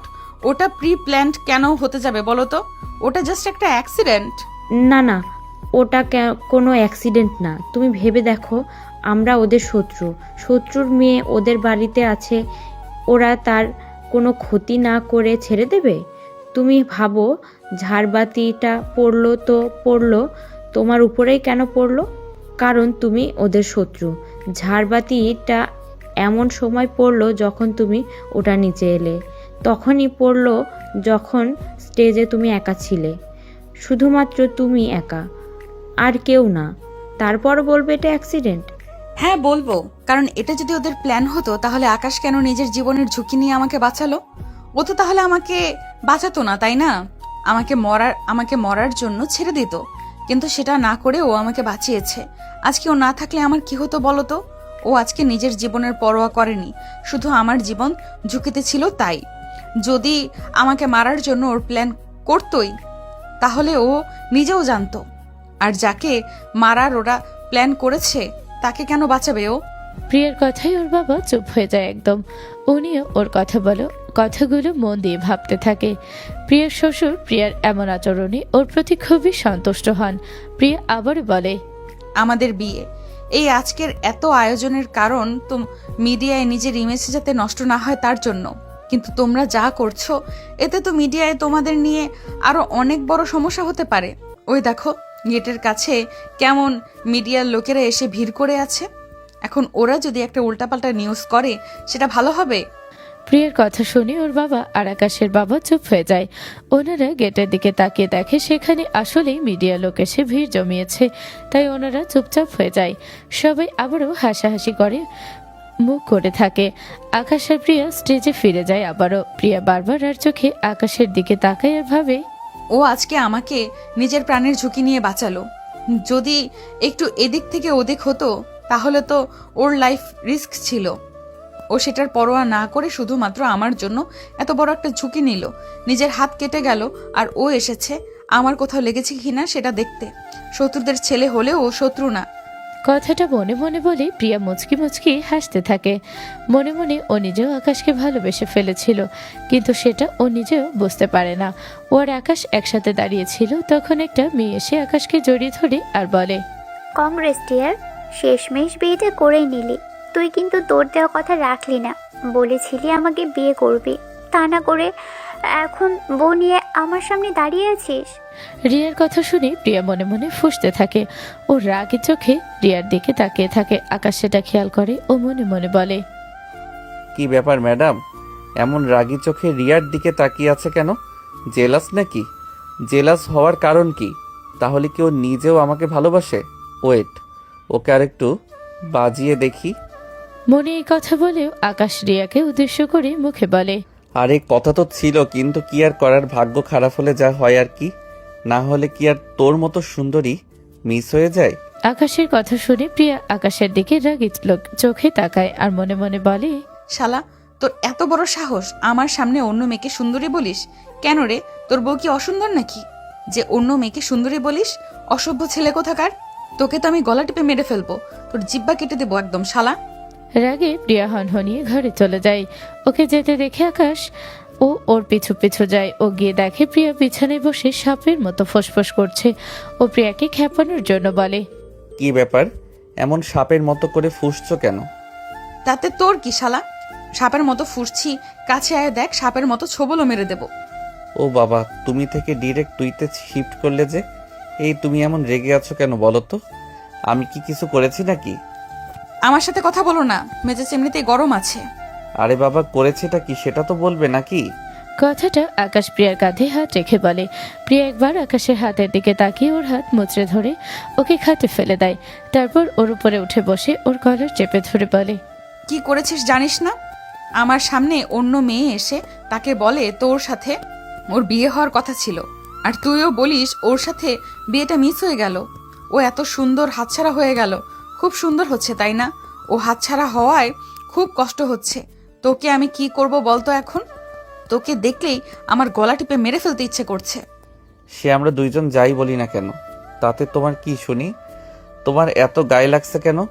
তোমার তো গায়ে লাগার কথা না, আরো খুশি হওয়ার কথা। আমার গায়ে লাগছে কারণ আমি তোর বউ, আমাদের বিয়ে হয়েছে। তো তাতে কি হয়েছে? বিয়েটা তো আর 5টা বিয়ের মতো স্বাভাবিক না, তাই না? বিয়েটা তো একটা সমঝোতা। কয়দিন পরে ডিভোর্স হয়ে যাবে। তাহলে আমি কি করলাম? কোন মেয়েকে সুন্দর বললাম না বললাম তাতে তোমার কি? আমারই সব, কারণ আমি তোমাকে ভালোবাসি। জানি না কবে কখন কিভাবে, শুধু এতটুকু জানি আমি তোমাকে চাই। তোমাকে আর কারোর সাথে আমার সহ্য হয় না। ও যখন ওইসব বলছিল আমার খুব রাগ হচ্ছিল, আর তুমি যখন ওকে সুন্দর বললে তখন বুকে ব্যথা করছিল খুব। তুমি আমাকে ছাড়া আর কাউকে সুন্দর বলতে পারবে না। আমি ছাড়ার কারোর দিকে তাকালে আমি তোমাকে খুন করে ফেলবো। তুমি শুধু আমার, আমি ভালোবাসি তোমায়, তার মানে আর কেউ তোমার লাইফে থাকতে পারবে না। প্রিয়ার কথা শুনে আকাশ খুব খুশি হয়। ও প্রিয়াকে জড়িয়ে ধরে সেটা দেখে প্রিয়া নিজেকে ছাড়িয়ে নেওয়ার চেষ্টা করতে থাকে আর বলে, ছোবে না তুমি আমায়, যাও না, যাও ওই মেয়েটার কাছে যাও, তোমার সুন্দরীর কাছে যাও। কি মুড সুইং রে বাবা! এই না বললে আমি শুধু তোমার আর কারো কাছে যেন না যাই, তাহলে এখন আবার আমাকে ওর কাছে যেতে বলছো কেন? তো কি বলবো? লজ্জা লাগে না আমার সামনে অন্য একটা মেয়েকে সুন্দরী বলো? ওটা একটা প্ল্যান ছিল। কিসের প্ল্যান? তোমার মুখ থেকে তোমার মনে কথা বের করার প্ল্যান। আমার বন্ধুকে আমি বলেছিলাম আমি তোমায় ভালোবাসি, কিন্তু তুমি তো আমাদের শত্রু বাড়ির মেয়ে। তুমি আমায় ভালোবাসো কিনা তা তো জানি না। তখন ও আমায় বুদ্ধি দেয় তোমার সামনে অন্য মেয়েকে নিয়ে ঢং করতে। তাহলে হিংসায় বসে এসে তুমি নিজের মনের কথা স্বীকার করবে, আর তুমি সেটাই করলে। তার মানে তুমি? হ্যাঁ, আমিও তোমায় ভালোবাসি। সেই প্রথম দেখাতেই তোমার প্রেমে পড়েছি। লাভ ইউ প্রিয়া। আকাশের কথা শুনে প্রিয়া লজ্জা পেয়ে মাথা নিচু করে নেয়। আকাশ ওকে লজ্জা পেতে দেখে কানে কানে বলে, চৌধুরীরা লজ্জা পেতেও জানে নাকি? তা আমার বউ এত লজ্জা পাওয়া শিখলো কবে? এখন লজ্জা পেলে তো হবে না। এখনো তো তোমাকে ঠিকভাবে আদরই করলাম না। এসো আগে আদর করি, তারপর না হয় লজ্জা পেও। প্রিয়া লজ্জায় মাথায় তুলতে পারে না। ওকে এত লজ্জা পেতে দেখে আকাশই ওর মাথা উঁচু করে, ওর থুতনিতে হাত দিয়ে ওর মুখটাকে নিজের কাছাকাছি আনে, নিজের দুই ঠোঁটের দখলে নিয়ে নেয় ওর ঠোঁট জোড়া। তারপর ওর কানে কানে বলে, আমি যদি তোমাকে এখন একটু কষ্ট দেই তুমি কি রাগ করবে? প্লিজ রাগ করো না। আমাদের তো বাসর রাতটা হলো না, এখন না হয় আমরা বাসর দিন পালন করি। তুমি আমাকে বাধা দিও না প্লিজ। আকাশ প্রিয়ার ঠোঁটে আবারও কিস করে, পাগলের মতো কিস করতে থাকে। প্রিয়াও নিজের খেয়ে হারিয়ে ফেলে, ও নিজের সমাতালে আকাশকে কিস করতে থাকে। আকাশ প্রিয়ার গলে ঘাড়ে কিস করতে থাকে। প্রিয়া বিছানার চাদর খামচে ধরে চোখ বন্ধ করে নেয় আর জোরে জোরে নিঃশ্বাস নিতে থাকে। আকাশ সেটা দেখে আরও বেশি কিস করে, ও প্রিয়াকে আদরে আদরে পাগল করে দিতে থাকে। প্রিয়া আকাশের মাথার চুলগুলো খামচে ধরে চোখ বন্ধ করে জোরে জোরে শ্বাস নিতে থাকে। আকাশ ভালোবাসায় ভরিয়ে দেয় প্রিয়াকে। এতটা ভালোবাসাময় সময় কাটে ওরা দুজনে। খুব বেশি ব্যথা করছে? ইচ্ছে করে ব্যথা দিলে তাই না? সেদিন আমি তোমার মিডল স্ট্যাম্পে কিক মারলাম, তার বদলা নিলে?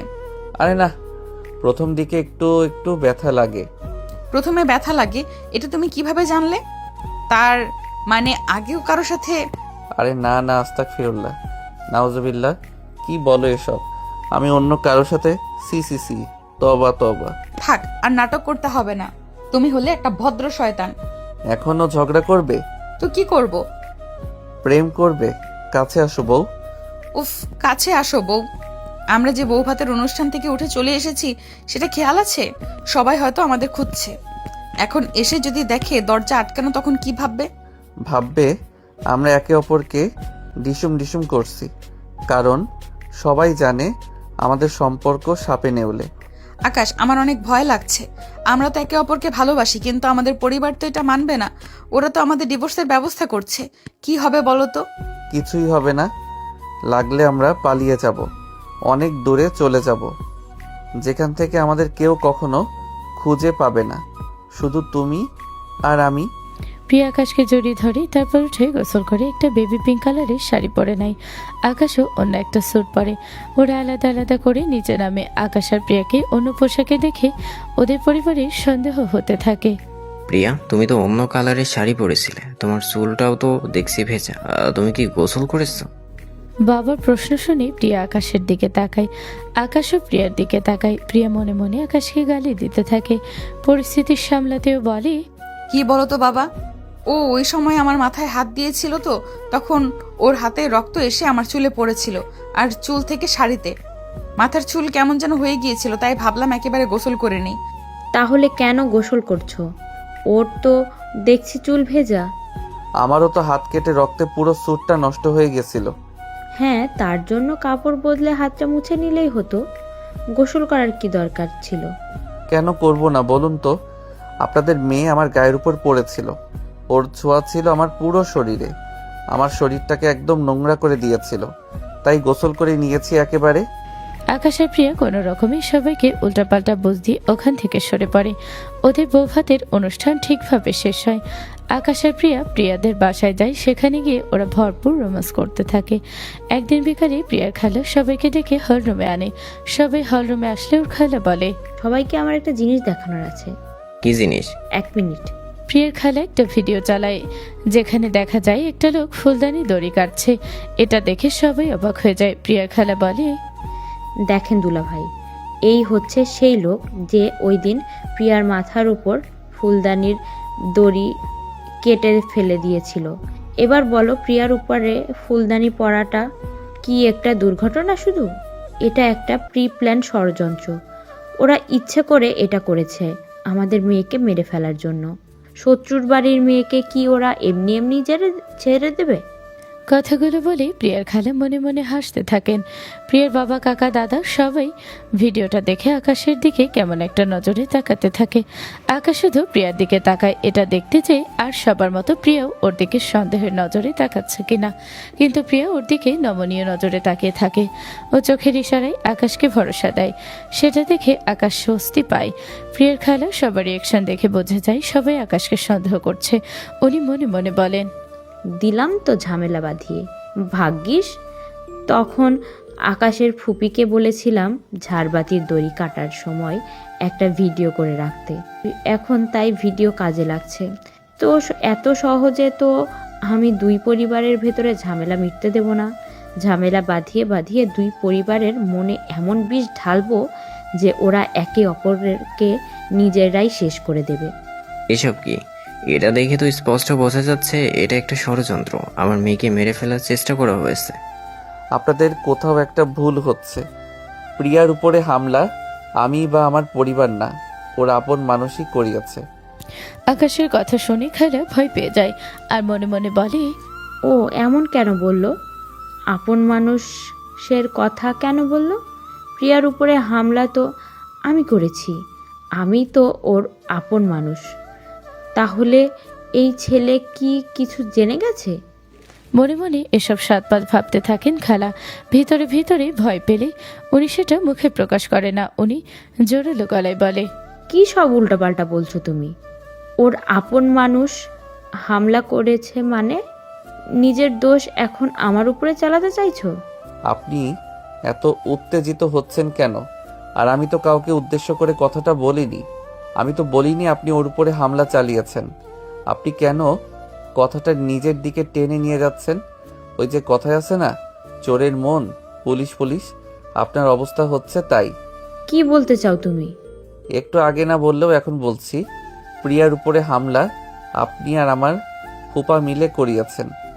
আকাশের কথা শুনে সবাই অবাক হয়ে যায়। প্রিয়ার বাবা, কাকা, দাদি, এমনকি প্রিয়া নিজেও। সবাই প্রিয়ার খালার দিকে তাকায়।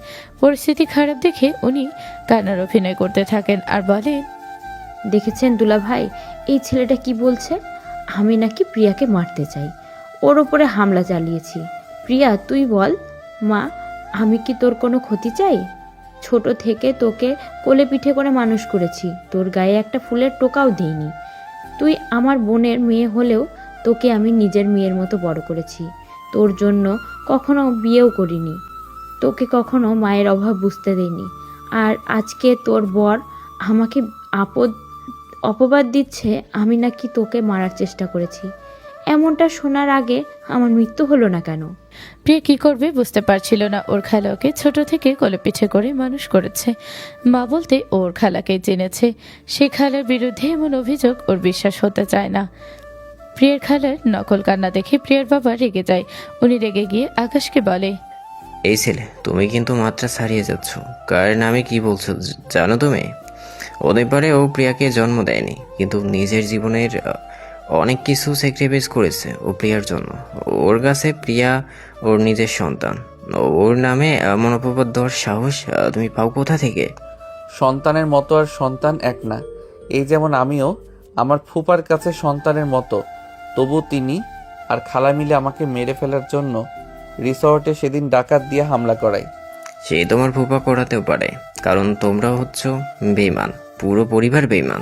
কিন্তু খবরদার ওই খালার নামে একটা বাজে কথা বলবে না। তুমি বেরো আমার বাড়ি থেকে, এক্ষুনি বেরিয়ে যাও। সে না হয় বেরিয়ে যাব, কিন্তু তার আগে আপনাদের আর আমার পরিবারকে আমার কিছু জানানোর আছে। বাবা, মা, কাকা, কাকি, তোমরা এসো। ফুপা আপনিও আসুন। আকাশের পর বাসার সবাই গেটের কাছে দাঁড়ানো ছিল। আকাশের কথায় বাসায় প্রবেশ করে। আকাশের ফুপ্পা চোরে চোখে প্রিয়ার খালার দিকে তাকায়। ওনারা দুজনেই ভয় পেতে থাকে। তখনই গেট দিয়ে সেই লোকটাকে নিয়ে পুলিশ ঢোকে, যিনি প্রিয়ার উপরে ঝাড়বাতি ফেলেছিল। ওই লোকে দেখে প্রিয়ার খালা আর আকাশের ফুপ্পা একে অপরের দিকে তাকান। ওনারা দুজনেই খুব ভয় পেতে থাকে। লোকটাকে দেখে আকাশ বলে, দেখুন তো খালা আর ফুপা এনাকে চিনতে পারছেন কিনা। থাক, কষ্ট করতে হবে না, আমি বলছি। ইনি হলো সেই লোক যে প্রিয়ার মাথার উপরের ঝাড়বাতির দড়ি কেটে দিয়েছিল। ওনাকে আমি খুঁজে বের করেছি, তারপর পুলিশে দিয়েছি। সিসিটিভি ক্যামেরায় ওনাকে দেখেছিলাম। আমারও সন্দেহ হচ্ছিল যে ওটা কোনো দুর্ঘটনা না। আর মজার ব্যাপার কি জানেন? পুলিশের 3rd ডিগ্রি খেয়ে ইনি স্বীকার করে নিয়েছেন যে উনি নিজে থেকে কাজটা করেননি, বরং কারো কথাই করেছেন। কার কথাই করেছে? বল, কার কথাই তুই কাজটা করেছিস?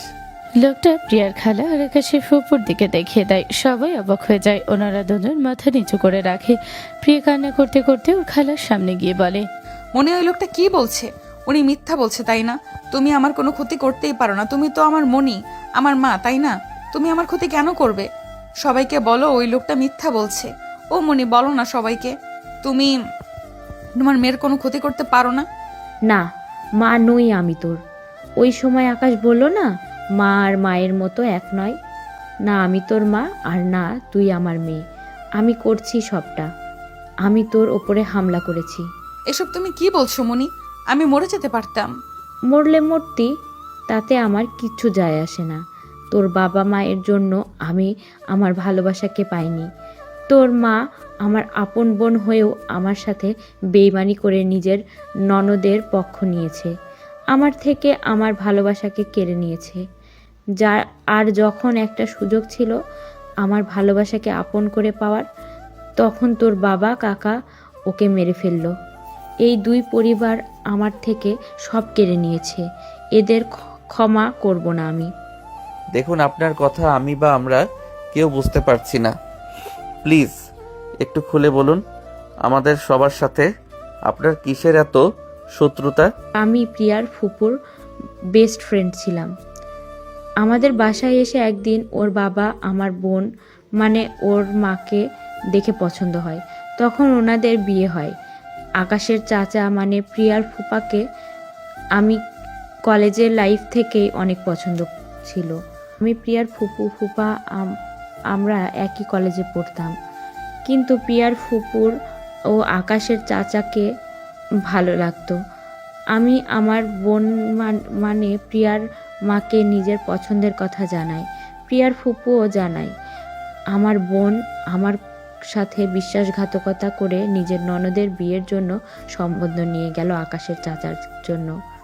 নিজের সংসার বাঁচাতে ও আমার ভালোবাসাকে বলি দিল। আমি তাও থেমে যাইনি, চেষ্টা করে গেছি আকাশের চাচাকে পাওয়ার। প্রিয়ার ফুপুর মনে বিষ ঢালতাম আকাশের চাচার নামে, কিন্তু ওদের সম্পর্ক ঠিকঠাক ছিল। ও তখন প্রেগনেন্ট হয়ে যায়। এটা ও শুধু আমাকে জানায়। আর আকাশের ফুপা কোনো মতে কথাটা জানতে পারে। উনি জানতেন আমি আকাশের চাচাকে ভালোবাসি আর যে কোনোভাবেই পেতে চাই। তাই উনি আমার সাথে হাত মেলালেন।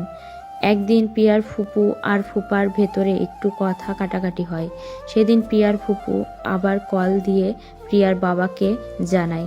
সেদিন আমি আর আকাশের ফুপা মিলে প্রিয়ার ফুপুকে একটা পয়জন দিয়ে মেরে ফেলি। এটা এমন একটা মেডিসিন যেটার প্রভাবে মানুষ কয়েক মিনিটের মধ্যে মারা যায়, কিন্তু শরীরে এটার কোনো প্রমাণ থাকে না। ওকে আমরা মেরে ঝুলিয়ে দিই। আমরা সবাই ভাবি ও আত্মহত্যা করেছে, কিন্তু প্রিয়ার পরিবার ভাবে প্রিয়ার ফুপার জন্য ওর ফুপু আত্মহত্যা করেছে। তখন থেকেই এই পরিবারের মানুষকে এরা সহ্য করতে পারে না। আর তারপর প্রিয়ার বাবা কাকা মিলে প্রিয়ার ফুপার মানে আকাশের চাচাকে গাড়ি অ্যাক্সিডেন্ট করিয়ে মেরে ফেলে। কি বলছো তুমি এসব? তুমি আমার বোনকে মেরেছো, কিন্তু আমরা তো আকাশের কাকাকে মারিনি। তোমরা মারোনি? তাহলে কে মেরেছে? কে ওদের অ্যাক্সিডেন্ট করিয়েছিল? আমিও আমার আর তোমার অপরাধ এর কথা জেনে গিয়েছিল। পুলিশ সব বলতে যাচ্ছিল। তুমি তো জেল খাটতে, তবুও ওকে মারতে না। কিন্তু আমি জেলে যেতে চাইনি, তাই ওকে মেরেছিলাম। আর প্রিয়ার খালাকে বলেছিলাম প্রিয়ার বাবা কাকা মিলে ওকে মেরেছে। আপনি কেন এসব করলেন আমাদের সাথে? আপনার কিসের শত্রুতা? আমি চাই না ওই পরিবারে কোনো সন্তান থাকুক, তাই প্রিয়ার ফুপু প্রেগনেন্ট জেনে ওকে খুন করেছি। তোমাকেও মারার জন্য রিসর্টে ডাকাত পাঠিয়েছিলাম। আমি চাই আমার সন্তান যেন এই সম্পত্তির একমাত্র ভাগীদার হয়। এখন জেলে গিয়ে দুজনে প্ল্যানিং করুন বাকি জীবন কিভাবে কাটাবেন। পুলিশ খালা আর ফুপাকে ধরে নিয়ে যায়। দুই পরিবারের ভিতরে ঝামেলা মিটে যায়। আকাশের প্রিয়া সুখে সংসার করতে থাকে। তুমি